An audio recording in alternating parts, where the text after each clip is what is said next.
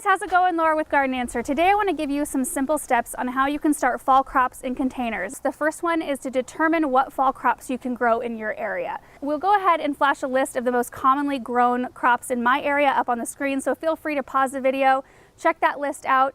But if you live in a zone colder than a 4 or higher than a 6, I would check with your local garden center to ask them what you should be starting this time of year and when you should be starting them. Step number 2 is to figure out your average first frost date. It's super easy. Go ahead and ask somebody at your local garden center, or you can Google it. That's what I did. I just typed in first average frost date and then my zip code, and it brought up all the information I needed. So in my area, our first average frost date is typically right around October 1st. It can happen anywhere between September 15th and October 15th, which means we can pretty much take the average at October 1st. So now that you know the crops you have in your average first frost date, so let's say you have a carrot that's a 65-day maturity. So you need to count back 65 days from that first average frost date, and then you can kind of know the range where you need to start those carrots. Step number 3 is to choose the correct container size. So I'm growing a mixture of things that both produce their crop up above the soil, like my peas and cilantro, and then I'm growing some beets and carrots, which are also called root crops, which produce their crop below the soil.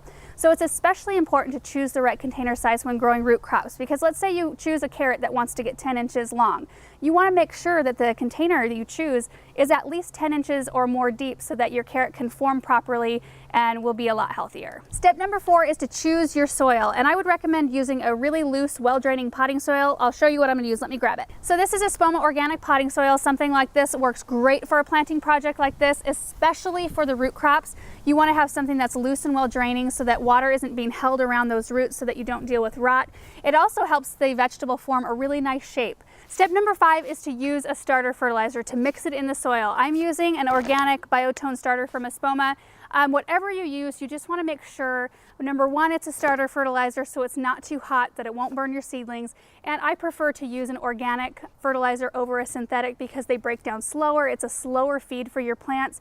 And that's especially important when you're gardening in containers, because the only nutrients these plants are getting are what you give it. They can't draw it from any reservoirs in the soil around them. So to apply this, I'm just going to put a few handfuls on the top of each one of these containers, and then I'll work it into about the top 4 to 6 inches of soil.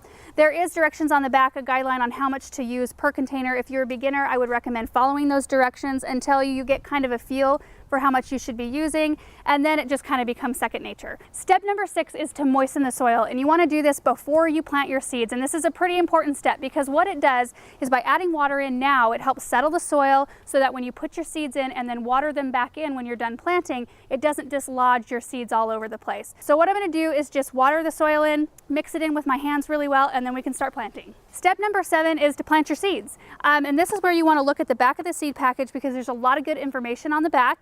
You want to look at what the recommended seed depth is to plant, and this one is a 1 inch deep. These are Sugar Daddy snap peas. And then it also recommends how far to space them apart. So it recommends about 2 inches. Do a hole approximately 1 inch deep, about every 2 inches. And then I'm going to drop a couple of seeds down into each hole. So step number 8 is to cover over your seedlings to the recommended depth. So we've already made our holes 1 inches deep. So what you can do this 2 ways. You can just go in and just take your fingers and cover over the holes just like this, really easy.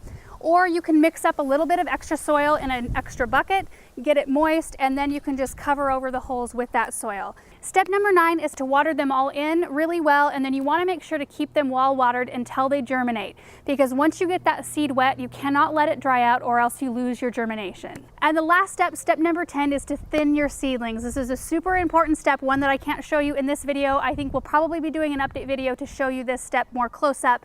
But once your seeds have all germinated, since we planted more than 1 seed in each hole, we need to go through and thin out the weaker looking seedlings and leave the really strong, healthy ones in there. And that way it leaves plenty of room for all the plants to grow up big and healthy, so they have enough room for their roots and enough airflow around each plant so that they're all happy. So that's it, you guys. I'm really excited about this project, excited to see these things grow and have a new fresh crop of produce coming off this late summer, early fall.